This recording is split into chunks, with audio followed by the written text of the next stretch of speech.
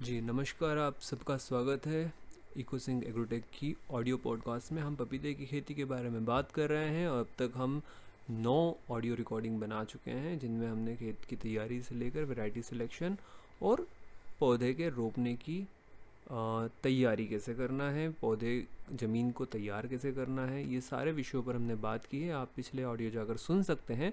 और इस ऑडियो में हम बात करने जा रहे हैं पौध रोपण के बारे में, यानी कि प्लांट ट्रांसप्लांटेशन।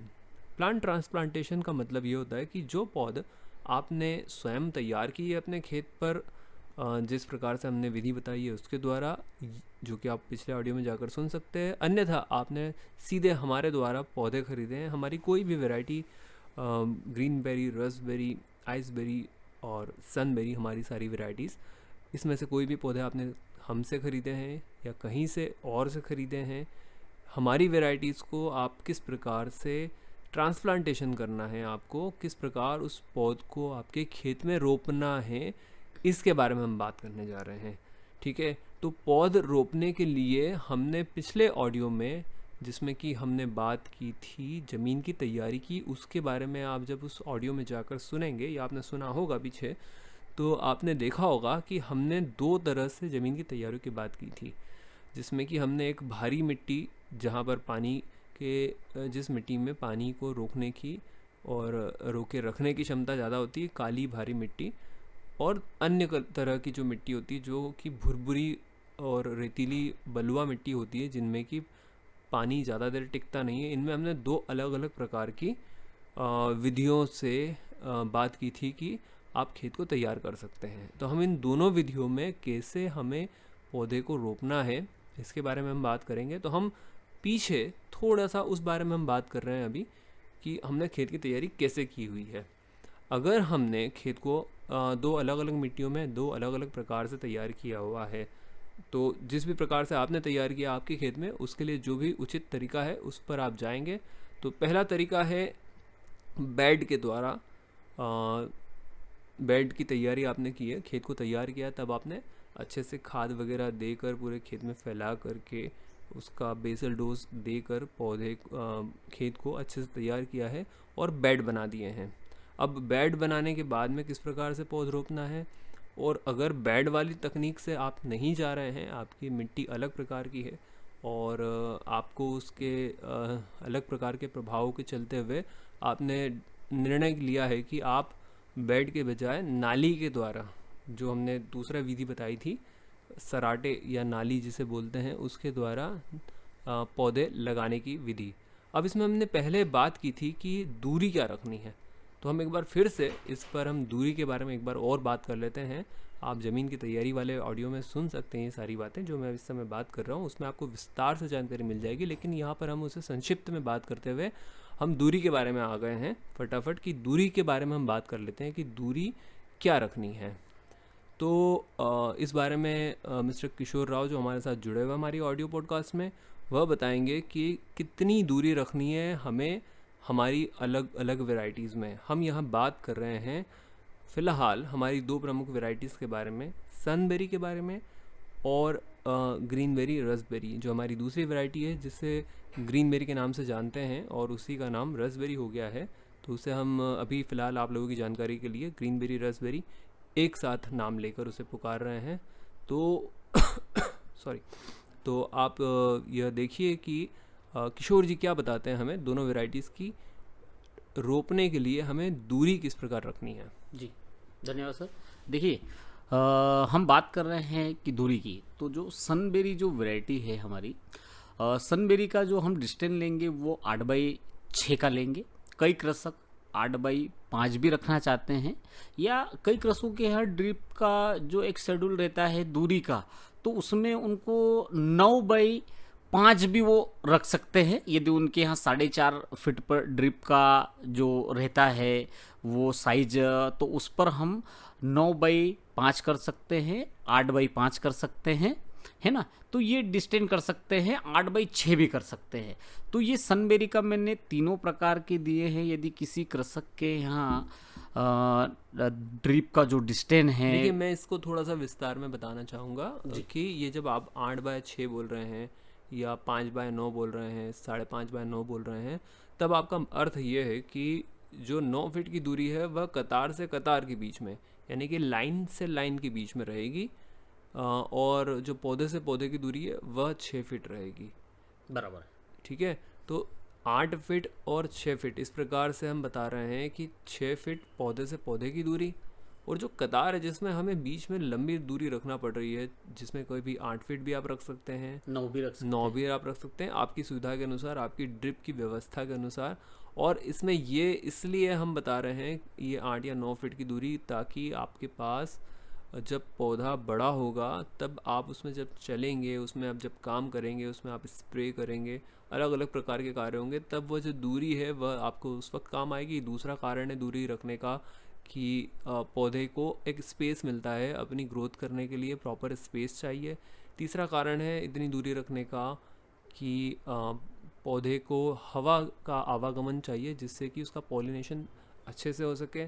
चौथा कारण है दूरी रखने का कि जब हार्वेस्टिंग होता है, जब पौधे पर से माल निकाला जाता है, 8वें 9वें महीने के बाद से हार्वेस्टिंग शुरू होता है, तब आपको उस पौधे पर से माल निकालते वक्त यह जो दूरी है, इसमें से फ्रूट को यानी कि फल को निकाल कर ढो कर बाहर ले जाने में जो मज़दूर काम करेंगे और जो लोग काम करेंगे उनके लिए सुविधा होगी, जिससे कि पौधा जो रहेगा उसके बीच पर्याप्त दूरी होने से उस पौधे की पत्तियां जो है, जो स्वस्थ बढ़िया बड़े पौधे हैं जो हार्वेस्टिंग स्टेज पर आ चुके हैं, उनकी पत्तियां डैमेज नहीं होगी, उन्हें नुकसान नहीं होगा और आसानी से निकल पाएंगे। ये सारे कारणों की वजह से हम ये दूरी रख रहे हैं। अब हम दूरी की बात करते हैं हमारी दूसरी वैरायटी यानी कि रसबेरी ग्रीनबेरी के बारे में, कि इसमें हमें कितनी दूरी और किस प्रकार की दूरी रखना है।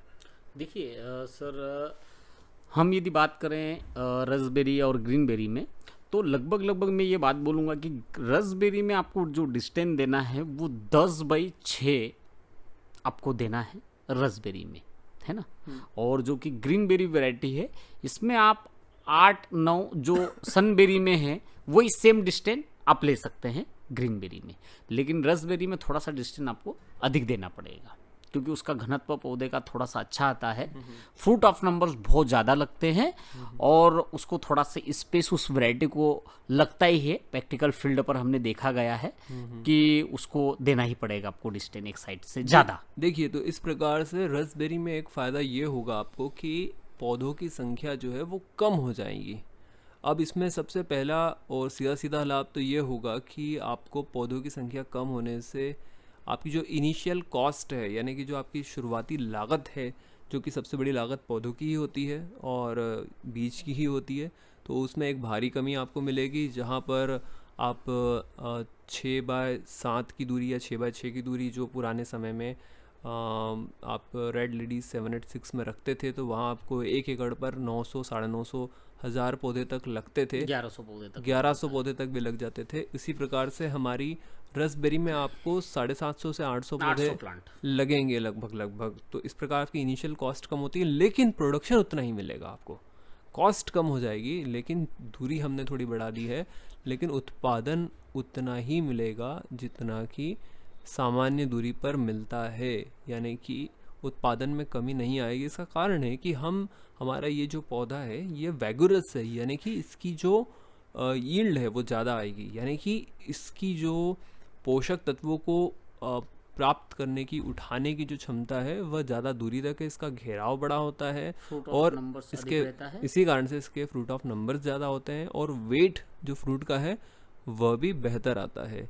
तो इस प्रकार जब हम कम पौधे लगाते हैं उसके बावजूद उत्पादन उतना ही प्राप्त कर लेते हैं, वह इसीलिए हो पाता है क्योंकि उसकी जो दूरी है उसको मेंटेन करने पर भी उसके प्रोडक्शन में कोई कमी नहीं आती है। तो इस चर्चा में हमें एक कारण ये पता चल गया कि इस वैरायटी की क्या खासियत है। बाकी वैरायटी सिलेक्शन वाले ऑडियो में आप पूरी डिटेल में सारी वैरायटीज़ में क्या डिफरेंस है इस पर हमने एक ऑडियो बनाया है, पीछे आप जाकर देख सकते हैं। और वैरायटी का चुनाव आपको किस प्रकार से करना है, अंतर क्या है, इसका ऑडियो अलग बना हुआ है, और चुनाव किस प्रकार से करना है इसका भी ऑडियो अलग से बना हुआ है। तो आप उस पर जाकर और विस्तार से जानकारी प्राप्त कर सकते हैं। अब हम वापस से इस पर आते हैं कि हमें ट्रांसप्लांटेशन करना है पौधे का, यानी कि पौधे को खेत में रोपना है। तो रोपण का जो प्रोसेस है, प्रक्रिया है, उस पर फिर से आते हैं। दूरी की बात हो गई। अब हम बात कर रहे हैं कि पौधे को लगाना है।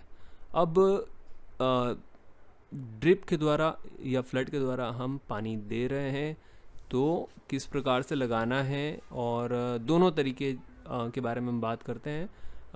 दोनों तरीके से मेरा मतलब फिर से वही है कि एक होता है बेड के ऊपर लगाना और एक होता है सराटे यानी कि नाली पर लगाना। तो दूरी तय होने के बाद में, आप ज़मीन की तैयारी होने के बाद में यह भी आपको ध्यान रखना है कि चाहे आप बेड पर लगाएं या चाहे आप सराटे में लगाएं, अगर आप ड्रिप से दे रहे हैं पानी तो आपको ड्रिप की 2 लाइनें आपको बना के रखनी है, क्योंकि इसमें पानी की भरपूर आवश्यकता होती है। और ड्रिप की एक लाइन से वह पूर्ति नहीं हो पाएगी, क्योंकि शुरुआत में पौधा छोटा होगा तब तो शायद एक लाइन में भी काम हो जाएगा आपका, लेकिन जैसे जैसे पौधे का विस्तार होगा, वो बड़ा होगा, उसकी जड़ों का फैलाव बढ़ेगा, उसके ऊपर का फैलाव बढ़ेगा, उसी प्रकार उसके जो पानी की आवश्यकता वो बढ़ते जाएगी। इसलिए हम शुरू से ही कहते हैं कि आप 2 लाइन लगाएं ड्रिप की, ताकि आपके पानी की व्यवस्था अच्छे से बनी हुई रहे। अब इसके आगे राव जी बताएंगे आपको कि किस प्रकार से बेड के ऊपर लगाना है आपको पौधे को। जी सर, देखिए किसान के लिए सबसे महत्वपूर्ण विषय होता है ट्रांसप्लांट, मतलब पपीता लगाना बहुत महत्वपूर्ण विषय रहता है, क्योंकि इसी के बेस पर भविष्य में कृषक की क्रॉप डिपेंडेंस रहती है कि उसकी क्वालिटी क्या बनेगी। क्योंकि यदि ट्रांसप्लांट के बाद यदि मोटिलिटी हो गया, डैमेज हो गया 50%, तो पूरा क्रॉप डिस्टर्ब हो जाता है। और कई कृषकों के साथ में ये ट्रेजेडी होती है, ये समस्या आती है, क्योंकि जो अनुभवी कृषक हैं, जो आज 10 साल 15 साल 20 साल से जो किसान पपीता लगा रहे हैं, उनको तो इस चीज़ में काफ़ी अनुभव है, लेकिन वो कृषक जो पहली बार या दूसरी बार पपीता लगा रहे हैं, नया नया पपीते की खेती में उनका इंटरेस्ट जगा है और वो पपीता लगाना चाहते हैं, तो उनके लिए एक बहुत बड़ा चैलेंज होता है कि ट्रांसप्लांट। और रियल में हम ट्रांसप्लांट बहुत महत्वपूर्ण कृषक के लिए होता है। तो ट्रांसप्लांट के समय जो सावधानियां होती है वो कृषकों को मैं बहुत अच्छे से बताना चाहूँगा कि पौधा यदि आपका सही तरीके या सही पद्धति से आपका लग गया, तो आपका जो मोटिलिटी यानी डैमेज होने के जो चांस होते हैं वो बहुत ना के बराबर रह जाएंगे। छोटी छोटी कुछ सावधानियां हैं जो आपको रखना है ध्यान में। देखिए, हम बात करेंगे सबसे पहले कि जो पॉली बैग होती है जिसमें पौधा आता है, थैली या जीपी में, आजकल जीपी में भी, पोर्ट में भी प्लांट तैयार हो रहा है, जीपी में भी हो रहा है, थैली में तो लंबे समय से कर ही रहे हैं। तो हम बात करेंगे कि हम जो गड्ढा, जो हम प्लांट नीचे लगाने के लिए जो गड्ढा की गहराई बहुत महत्वपूर्ण होता है। ये गहराई की बात हम जब कर रहे हैं तो ये दोनों में, यानी कि आप जब बेड पर लगा रहे हैं तब भी, और जब आप सराटे में यानी कि नाली के द्वारा, उस विधि के द्वारा लगा रहे हैं तब भी, दोनों में यह अप्लाई एक समान होगा, एक समान रहेगा, गहराई दोनों में एक समान रहेगी। देखिए, तो जो गहराई हो आपको लेना है मिनिमम 6 इंच गहरा गड्ढा करना है। उसकी आम चौड़ाई जो है, चौड़ाई की यदि बात करें तो 4 इंची उसकी चौड़ाई रखना है और गहराई जो है वो 6 इंची रखना है। ये पॉलीथीन पॉली बैग की बात कर रहे हैं आप? पॉली बैग के अंदर, जी, है ना। तो जितना गड्ढा आपका गहरा रहेगा उतना प्लांट नीचे की सतह पर लगेगा। अब हम नीचे की सतह पर इसलिए बोल रहे हैं क्योंकि जब ट्रांसप्लांट होता है, पपीता लगता है, उसके 1 महीने 1.5 महीने बाद, कई कृषक तो मार्च अप्रैल मई में भी ट्रांसप्लांट करते हैं, तो बहुत गर्म जो हवाएं चलती है, बहुत तेज़ धूप रहती है, उसमें नमी बहुत जल्दी उड़ जाता है। तो जितना प्लांट गहरी सतह पर लगा रहेगा, नमी उतना मेंटेन रहेगा। और जब नमी मेंटेन नीचे की सतह पर रहती है तो प्लांट को धूप की अधिकता से कोई साइड इफ़ेक्ट नहीं पहुंचता है। तो मेरा मेन उद्देश्य है कि प्लांट जब भी आप लगाएं, जब गड्ढा आप खोदेंगे तो उस समय गड्ढे की आप बारीकी से ध्यान रखना है कि वो गहरी सतह पर गड्ढा होना चाहिए, मिनिमम 6 इंच। ठीक है, ये हो गया आपका गड्ढे की बात। अच्छा, और ये जो गहराई की बात आप कर रहे हैं 6 इंच की है, मैं इसमें एक छोटा सा ब्रेक लेकर मैं बीच में एक बात रखना चाहूँगा कि हमारे ऑडियो थोड़े लंबे हो सकते हैं और हमारे पिछले ऑडियो में भी कुछ ऑडियो काफ़ी लंबे हैं, लेकिन बहुत महत्वपूर्ण है कि आप आधी अधूरी जानकारी लेकर कुछ काम करने न जाएं। इसीलिए हम इतने विस्तार से बात कर रहे हैं। लंबे ऑडियो हैं, आप उसे पूरे सुनिएगा, ध्यान से सुनिएगा, ताकि आपको अधिक से अधिक जानकारी मिल सके। और कई सारी चीज़ें हैं जो आधे ऑडियो में सुनने पर, कम सुनने पर हमें चूक हो सकती है हमसे। हम उसमें समझ सकते हैं कि जैसे अभी इन्होंने बोला कि गहरा लेना है, तो हो सकता है कि कुछ किसान ये समझ ले कि गहरा मतलब कि अधिक से अधिक गहरा हो, जितना गहरा उतना अच्छा। तो ऐसा बिल्कुल नहीं है। आपको गहरा लेना है जितनी गहराई में आपका जो पौधा आपने तैयार किया है या आपको मिला है, पॉलीबैग के अंदर लगा हुआ है या किसी और प्रकार के जिफी बैग में लगा हुआ है या ट्रे के द्वारा आपको मिल रहा है। ट्रे में तो आमतौर पर बहुत रेयरली आपको मिलेगा, क्योंकि बड़ा पौधा होता है पपीते का। तो इसमें जब मिल रहा है तो इसकी गहराई क्या है, तो हमारी पॉलीबैग की गहराई 5 इंच के आसपास होती है, इसलिए हम 6 इंच बोल रहे हैं। अगर जिफी बैग की गहराई 4 इंच होती है तो हम 5 इंच बोलेंगे। 1 इंच एक्स्ट्रा लेना है, बहुत ज़्यादा गहरा नहीं लेना है। पौधे का जो तना है उस पर मिट्टी नहीं लगनी चाहिए, सिर्फ उसकी जड़ें जितनी गहरी है उतना ही गहरा हमारा पौधा लगना चाहिए। लेकिन हम जब एक्स्ट्रा 1 इंच की बात कर रहे हैं तब तो ज़रूर ऐसा होगा कि पौधे के तने पर भी मिट्टी टच होने लगेगी। तब हमें ये करना होगा कि 5 इंच हमारे जड़ों की गहराई है, पॉलीबैग के मीडिया की गहराई है उतना गहरा, और 1 इंच एक्स्ट्रा हमने थोड़ा सा लिया है, 6 इंच गहरा हो गया है। अब थोड़ी सी मिट्टी उसके तने पर आकर टकराएगी, तो करना ये है कि उस तने के ऊपर जो मिट्टी आके टकरा रही है उसे सिर्फ हटा देना है। जो आपकी लेबर आपके यहाँ पर काम कर रही है उसे एक विशेष निर्देश आपको देना है। स्वयं आपके निरीक्षण में आपको यह विशेष ध्यान रखना है कि उसे हटाना है। इसमें किशोर राव जी थोड़ा और विस्तार से बता रहे हैं। देखिए, जब हम ट्रांसप्लांट करते हैं तो लेबर क्या करता है, कई बार हम गहरे की इसलिए बात करते हैं कि जब लेबर 4-5 घंटा प्लांट लगाता है तो कई कृषक तो क्या करते हैं कि हाथ से ही बेड के ऊपर हाथ से गड्ढा करते हैं, उसमें पौधा लगाते हैं और मिट्टी डाल देते हैं। तो अब देखिए, जब लेबर पूरे दिन हाथ से गड्ढा करेगा या 4-5 घंटा करेगा, ठंडे टाइम 4 बजे से 6 बजे, एक बीच में आपको बताना चाहूँगा, ट्रांसप्लांट का जो सही समय होगा शाम को पिछले टाइम 3 बजे से लेके 7 बजे तक करना है। ये अधिक गर्मियों की बात हो रही है, अधिक गर्मियों की बात हो रही है। हम बात कर रहे हैं फरवरी 25 के बाद, 25 फरवरी के बाद जी, 25 फरवरी के बाद में मार्च, अप्रैल, मई, जून, बराबर जून तक जी, जब तक बारिश नहीं आता है उस समय जो पौधा हमारा लगेगा वो 3 बजे, दोपहर के 3 बजे के बाद ही प्लांट लगाना है। और जो किसान थोड़े ठंडे मौसम में लगा रहे हैं तो वो थोड़ा जल्दी भी लगा सकते हैं या दिन में भी लगा सुबह में लगा सकते। लेकिन मैं एक बहुत स्पष्ट अनुभव बता रहा हूँ कि जिन किसानों ने बोला है कि मैं सुबह के ठंडे टाइम में पौध लगा दूं सर, सुबह के ठंडे टाइम में लगा देता हूँ, वो तरीका गलत होता है। अच्छा। उसका एक रीज़न होता है कि जब सुबह ठंडे टाइम 11 बजे तक 12 बजे तक उसने प्लांट लगा दिया कृषक ने, उसके बाद जब पूरा दिन धूप जाता है तो उसकी हालत काफ़ी ख़राब हो जाता है।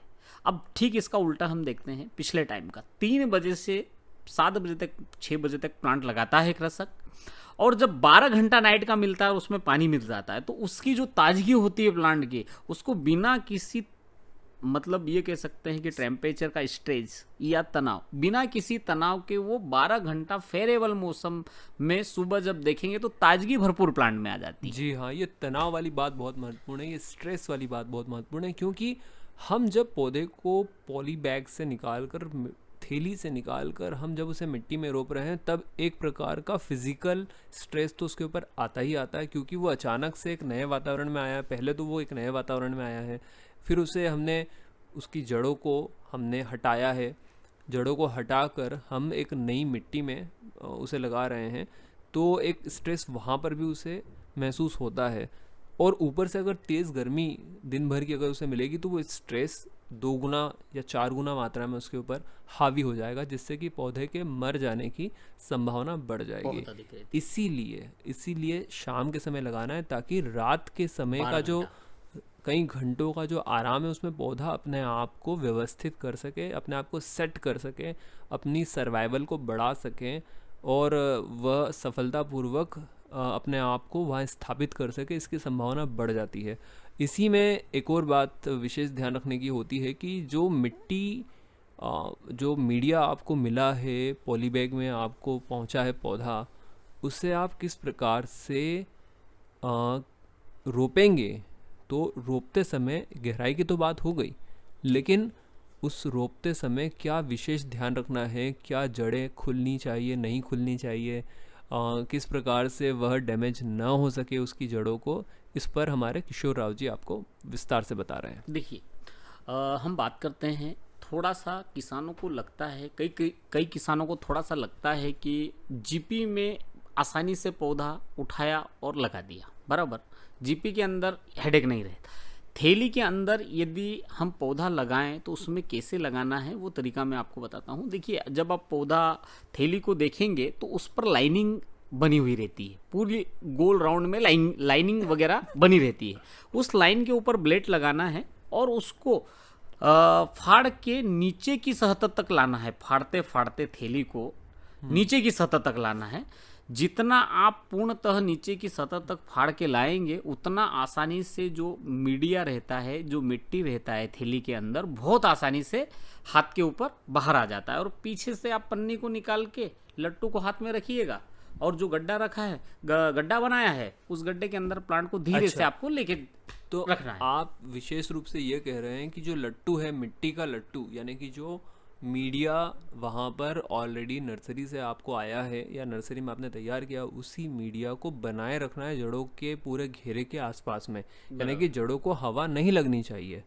नहीं, यानी कि कोई दिक्कत नहीं। हवाएं जैसे जब हम थैली निकालते हैं, हाँ, थैली निकाल दिया जी, उसको धीरे से लट्टू को हाथ में ले लिया, पीछे से थैली निकल जाती है। जब हम थैली को बीच में से कटअप करते हैं, फाड़ के नीचे तक लाते हैं जी, और उसको जब लट्टू को हम हाथ पे रखते हैं और पीछे से थैली निकालना है, उस लट्टू को धीरे से गड्ढे के अंदर छोड़ना है। हाँ, यही मैं कह रहा हूँ। मैं किसानों की स्पष्टता के लिए यह बात इस तरह से कह रहा हूँ कि कोई किसान इस असमंजस में ना रहे, इस कन्फ्यूज़न में ना रहे कि जो मीडिया है, जो उस थैली के अंदर मीडिया है, उसको पहले हटाना है, ऐसा कुछ भी नहीं करना है। मीडिया सहित, यानी कि उस लट्टू के सहित, लट्टू जब बोल रहे हैं तो वो मिट्टी का लट्टू जिसके अंदर पौधा लगा हुआ आया है आपको, तो थैली की थैली यानी कि पॉली बैग वाला हिस्सा, यानी प्लास्टिक हटाना है सिर्फ आपको। मीडिया को वैसा का वैसे ही उसमें बनाए रखना, और इसके लिए बहुत जरूरी है, हाँ, फूटना नहीं चाहिए। यही मैं कह रहा हूँ, यही मैं कहलाना चाहता हूँ आपसे कि वो फूटना नहीं चाहिए। यदि वो फूट गया तो आपका प्लांट समझ लो कि 50% वही डैमेज हो गया। 50% डैमेज होने की संभावना उसकी पैदा हो गई है जैसे ही वो प्लांट फूट गया है।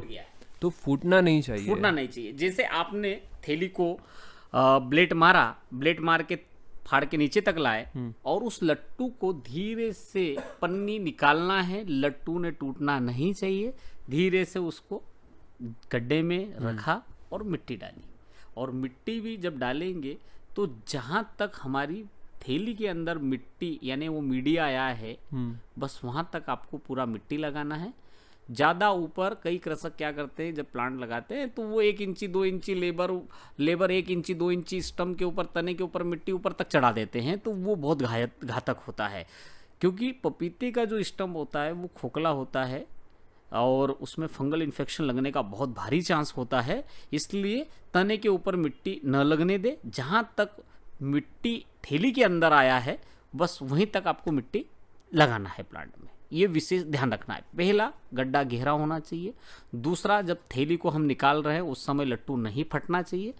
तीसरा, जब हम गड्ढे में लट्टू को रख रहे हैं तो तने के ऊपर मिट्टी विशेष नहीं आना चाहिए। और चौथा, कहीं से भी लट्टू खुला नहीं रहना चाहिए, उस पर मिट्टी आपकी बराबर लगना चाहिए और तने के पास बिल्कुल मिट्टी न लगने दे। बस ये यदि आपने विशेष 4 बातें हैं महत्वपूर्ण ट्रांसप्लांट में, ये यदि आपने सावधानी बरत ली तो ये समझ के चलें कि आपका मोर्टेलिटी का चांस, जो पपीते का नेचर होता है 4% 5%, उतना आपका होगा, इससे ज़्यादा नहीं। 4-5% का नुकसान जो कि स्वाभाविक रूप से लेबर होता है। लेबर का काम करने का तरीका है, अलग अलग स्थितियाँ बन जाती है, कहीं कुछ गलतियाँ छोटी मोटी हो जाती है जी। लेकिन कुछ ज़्यादा गलतियाँ ना हो हमसे, इसका ध्यान रखने के लिए, हमारे ज्ञान की कमी के कारण कोई गलती ना हो जाए, इसके लिए हम ये सारी बातें आपसे कर रहे हैं और ये शेयर कर रहे हैं हमारे लंबे अनुभव के साथ में, ताकि आपको इसका लाभ मिल सके। अभी ये 4-5 बातें तो महत्वपूर्ण हो गई, लेकिन मुझे लगता है अभी और महत्वपूर्ण बातें बची हुई है। जैसे कि बहुत सारे किसान जो पुराने अनुभवी है वो तो इन बातों को बहुत अच्छे से आसानी से समझ पा रहे होंगे, लेकिन जो नए किसान हैं, जो नए नए उत्सुक हुए हैं अभी पपीते की खेती में, तो उनके लिए हम बड़ी गहराई से, बारीकी से और विस्तार से बात कर रहे हैं। इसीलिए मुझे यहाँ बात करना होगी पानी की, सिंचाई की। मतलब कि जब हम पौधे को लगा रहे हैं उसके पहले नमी किस प्रकार की मिट्टी के अंदर हमारे खेत में होनी चाहिए और किस प्रकार की नमी हमारे लट्टू के अंदर, यानी कि जिस पौधे को हम लगाने जा रहे हैं उसके अंदर होनी चाहिए, इसके बारे में थोड़ा आप बताएं। देखिए सर, बहुत महत्वपूर्ण विषय पर आपने बताया है, क्योंकि कई बार क्या होता है कि कई कृषक नए होते हैं, जिनको अनुभव है वो तो बहुत परफेक्टली नमी बनाते हैं बेड के अंदर, और पपीता वो ट्रांसप्लांट करते हैं अनुभवी कृषक। लेकिन मैं नए कृषकों की बात कर रहा हूँ जो पपीता अभी स्टार्ट किया है। तो जब हम पपीता लगाने जाएंगे तो आपको ये विशेष ध्यान रखना है कि नमी खेत के अंदर अच्छी बनी होना चाहिए पपीता लगाने से पूर्व। जैसे हमको कल पपीता लगाना है तो एक दिन पहले ड्रिप के माध्यम से या फ्लड इरिगेशन के माध्यम से आपको भरपूर नमी खेत के अंदर बना के रखना है। ये आपका बहुत महत्वपूर्ण विषय होता है ट्रांसप्लांट के पहले। और जब भी आप जब प्लांट लगाएंगे उसके पहले आपकी खेत में नमी होना बहुत आवश्यक रहेगा। अब ये हो गया आपका वाटर मैनेजमेंट का। अब आगे मैं आपको बताऊंगा महत्वपूर्ण विषय कि जब हम प्लांट लगा दिया है या लगाने जा रहे हैं उसके बाद आपको पानी का मैनेजमेंट क्या रखना है। जैसे जिस दिन मैं इसमें आपको एक बीच रोक कर ये पूछूंगा कि जिस पौधे को हम ट्रांसप्लांट करने जा रहे हैं, जो पॉली बैग में रखा हुआ है हमारे यहाँ पर, हमने 5-7 दिनों से अपने पास रखा है संभाल कर, जैसे कि हमने पिछले ऑडियो में बात की थी कि रोपण के पूर्व पौधे की देखभाल, जिसमें हमने ये बताया था कि कुछ दिनों तक हमें पौधे को अपने पास हार्डनिंग के लिए एक पेड़ के नीचे छायादार स्थान पर, सुरक्षित छायादार स्थान पर रखना है। तो उसी प्रकार से उसकी नमी, जो उसके अंदर की नमी है वो किस प्रकार की होनी चाहिए? क्या उसमें भी अच्छे से पानी दिया हुआ होना चाहिए ट्रांसप्लांटिंग के पहले? जी देखिए, जब हम ट्रांसप्लांट करने जा रहे हैं उसके 10 घंटे पहले उसको भरपेट पानी देना है। क्योंकि यदि आपका पानी नहीं दिया होगा और यदि मान लो कई बार क्या होता है कि किसान पपीता लगा देता है और उसके बाद 4-5 घंटे 6 घंटे लाइट का आजकल जो भी शेड्यूल है बहुत अजीब रहता है कि कभी नाइट में आ रहा है तो कभी लेट आ रहा है लाइट।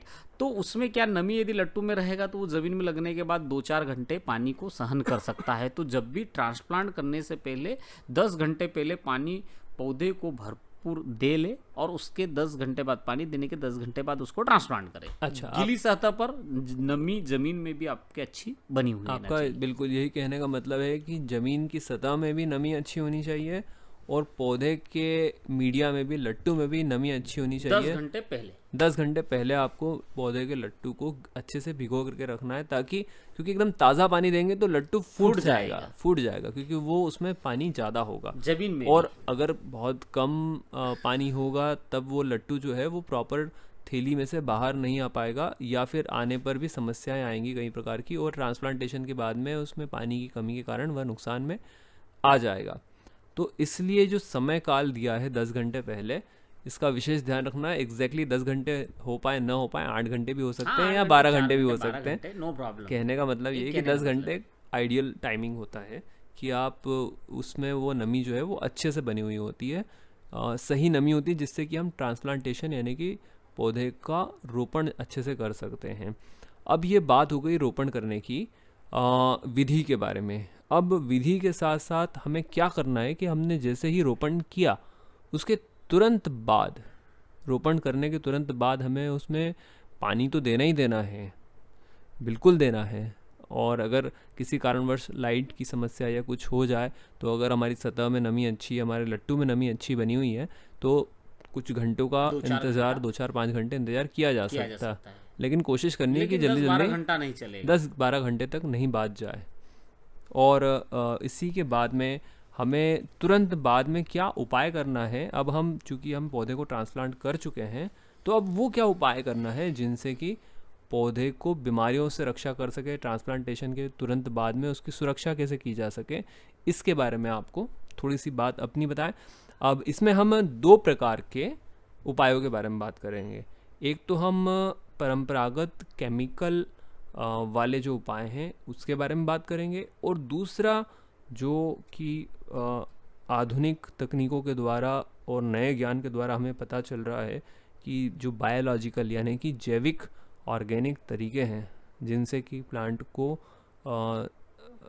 ट्रांसप्लांटेशन के बाद में किसी भी प्रकार के फंगस बैक्टीरियल इन्फेक्शन से बचाने की बात हो, या उसे अच्छे से बेहतर ढंग से खेत के अंदर सेट हो जाने की क्षमता की बात हो, उसमें हमारे जो आधुनिक जैविक उपाय क्या हैं और परंपरागत जो केमिकल के द्वारा जो हमारे लंबे अनुभव में हमने खुद देखा है वह क्या है, इन दोनों तरह के उपाय के बारे में हम इस पर बात करने जा रहे हैं इसी श्रृंखला के अंतर्गत। तो पहले राव जी से मैं निवेदन करूंगा कि वह इस बारे में थोड़ा प्रकाश डालें।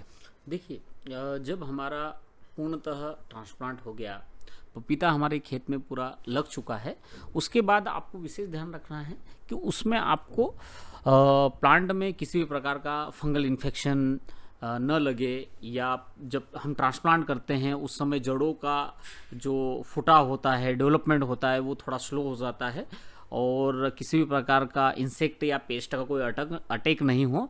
इसमें थोड़ा सा हम जो देखेंगे कि क्या उपाय करना चाहिए, तो वो मैं आपको बता देता हूँ कि प्लांट लगाने के दूसरे दिन हमको जो ड्रिंच करना है, स्प्रे नहीं करना है, जड़ों के अंदर हमको ये ड्रिंचिंग करना है।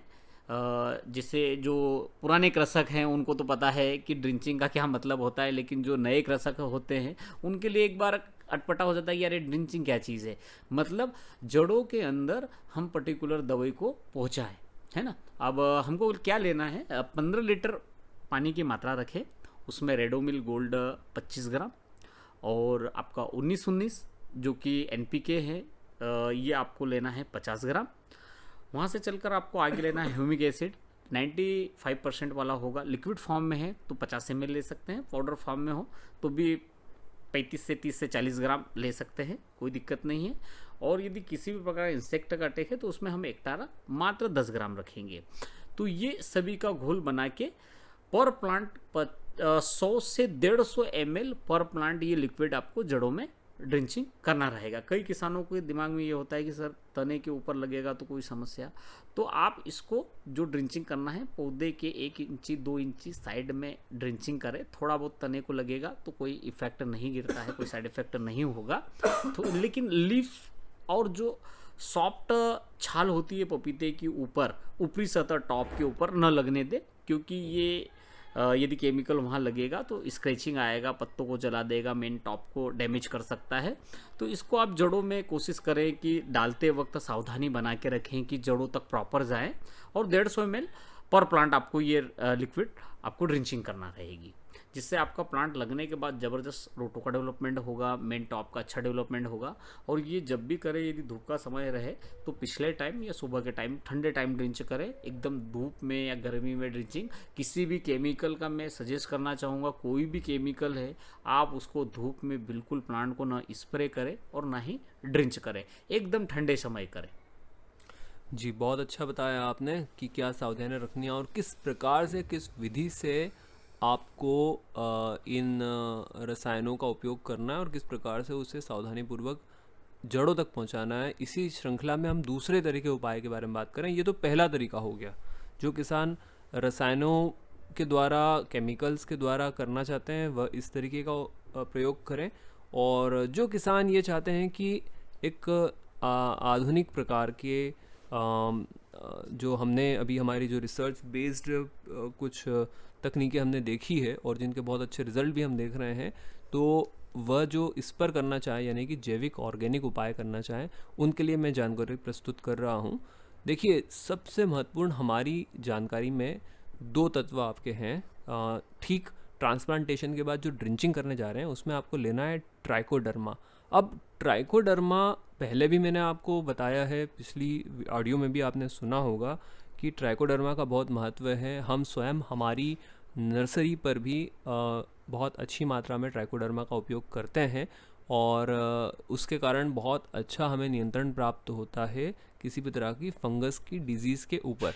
तो जब पौधा छोटा है वहाँ पर है, तो हमारे द्वारा जो आपको पौधा मिल रहा है उसमें ऑलरेडी आपको ट्राइकोडर्मा की मात्रा आपको प्राप्त मिल रही है, लेकिन जब नई जगह पर जाता है तब एक बार और उसे एक अतिरिक्त सुरक्षा की आवश्यकता होती है। तो जो आप ट्रांसप्लांटेशन के बाद जो ड्रिंचिंग कर रहे हैं, उस ड्रिंचिंग के अंदर आपको लेना है ट्राइकोडर्मा, जो कि आपको फंगस के इन्फेक्शन से बचाएगा, क्योंकि सबसे बड़ी जो संभावना होती है छोटे पौधे में बीमारी आने की, वो फंगस की वजह से होती है। तो इसीलिए हम फंगिसाइड की बात कर रहे हैं।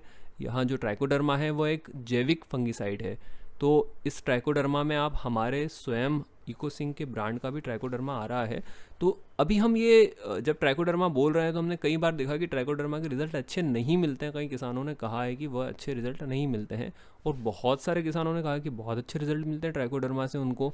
तो ऐसा क्यों होता है? इसका एक बहुत बड़ा कारण होता है कि बाज़ार में बहुत भारी मात्रा में बहुत ही हल्की और घटिया क्वालिटी का ट्राइकोडर्मा मौजूद है, जो कि कई किसान खरीद कर लाते हैं बड़े विश्वास के साथ में, लेकिन वह कुछ खास उनका अच्छा रिज़ल्ट मिलता नहीं है। और उसके कारण होता है कि कई लोगों का ट्राइकोडर्मा से विश्वास उठ गया है। अभी हमारा स्वयं इकोसिंग का खुद के ब्रांड का भी ट्राइकोडर्मा आ रहा है। हमारी कोशिश है कि वह भी हम आपको उपलब्ध करवाएं, ताकि आप एक विश्वसनीय ट्राइकोडर्मा ले सकें।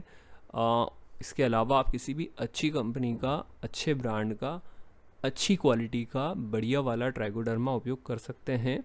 और मेरी आपसे हमेशा पहले भी यही बात मैंने आपसे कही है, और फिर से कह रहा हूँ कि लिक्विड वाला ट्राइकोडर्मा आप उपयोग करें पाउडर वाले के बजाय, क्योंकि लिक्विड वाले ट्राइकोडर्मा के रिज़ल्ट ज़्यादा अच्छे हमने हमेशा देखे हैं। और अभी हम ड्रिंचिंग कर रहे हैं, तो ड्रिंचिंग में तो हमारे लिक्विड वाला ही ज़्यादा अधिक उपयोगी साबित होता है, क्योंकि वो पानी के साथ में अच्छी तरह से घुलनशील होता है।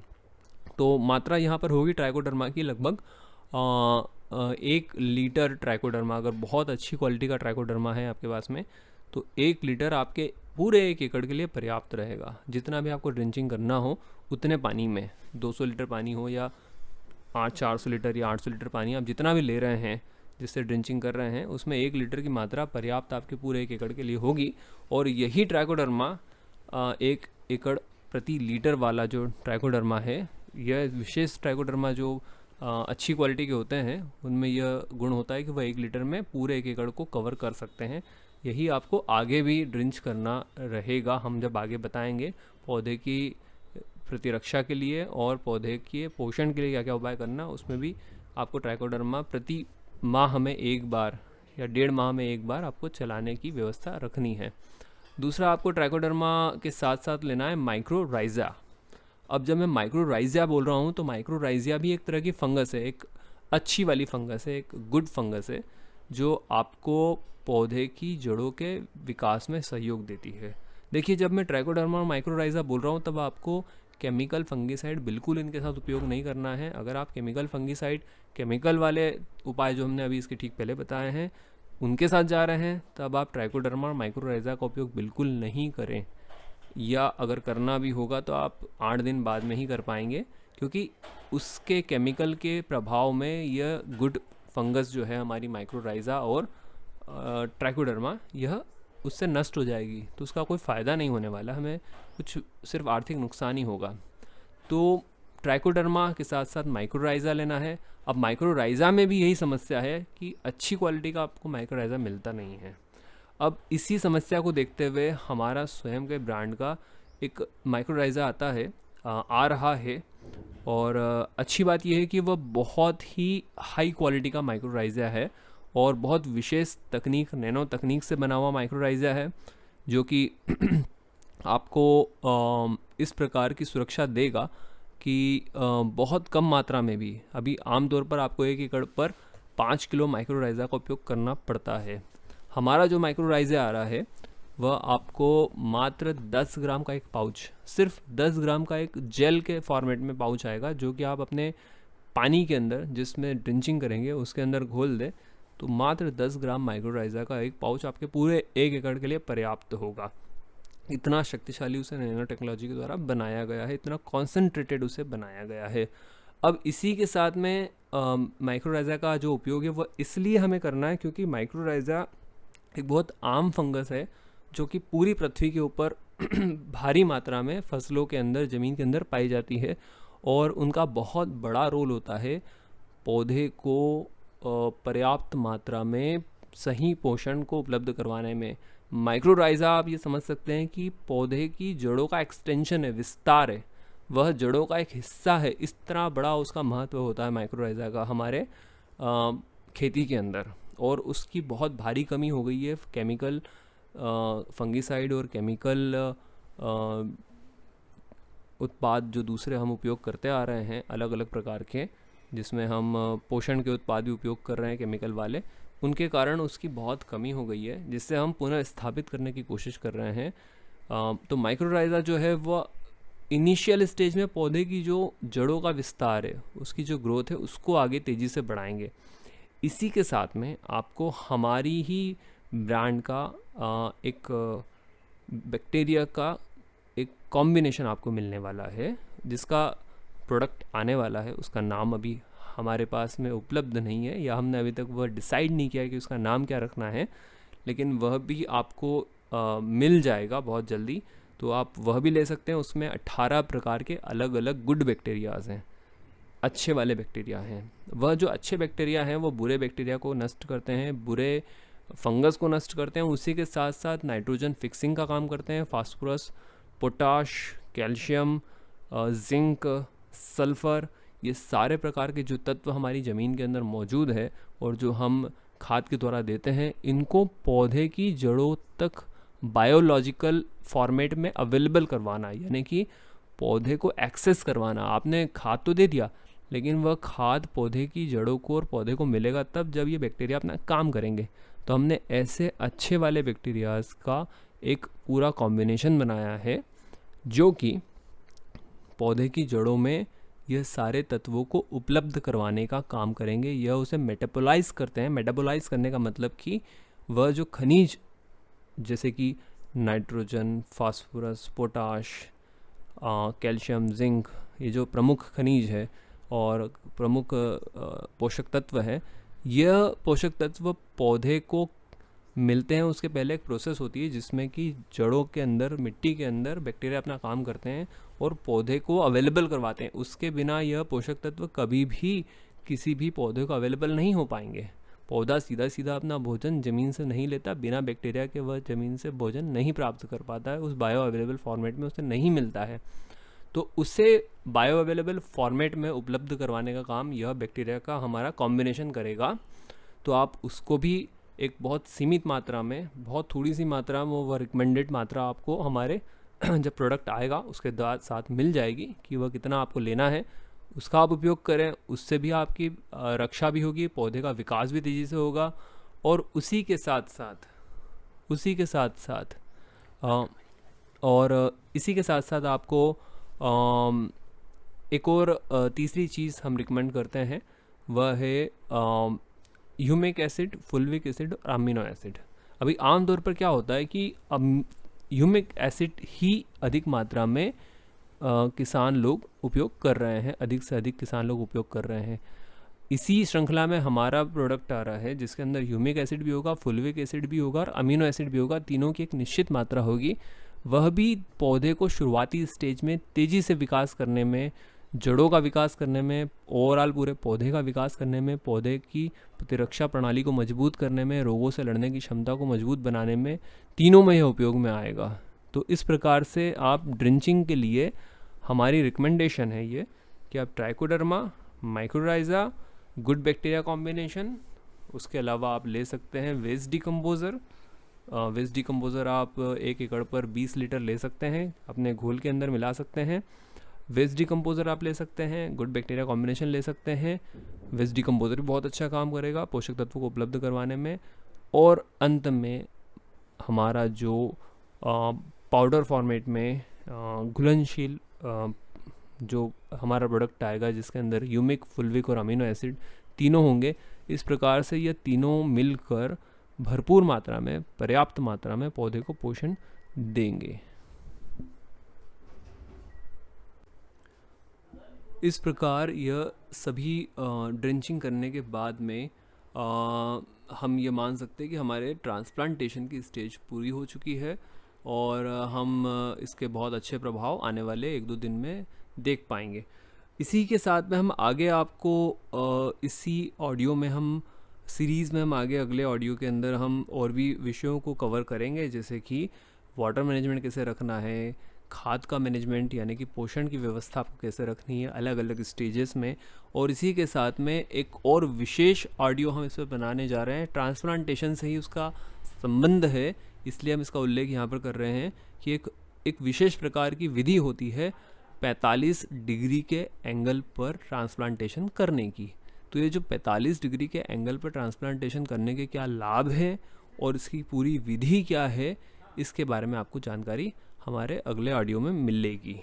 और उसी प्रकार से ये जो हम आपको ट्रांसप्लांटेशन की विधियां यहाँ बता रहे हैं और आने वाले जो विधियां हम 45 के डिग्री के एंगल पर पौधे को ट्रांसप्लांट कैसे करना है इसके बारे में बता रहे हैं, इनके हम कोशिश करेंगे कि वीडियो भी आपको उपलब्ध करवा सकें, जिनसे कि आप इन सारी चीज़ों को ऑडियो के साथ साथ वीडियो के फॉर्मेट में भी देख कर समझ सकें।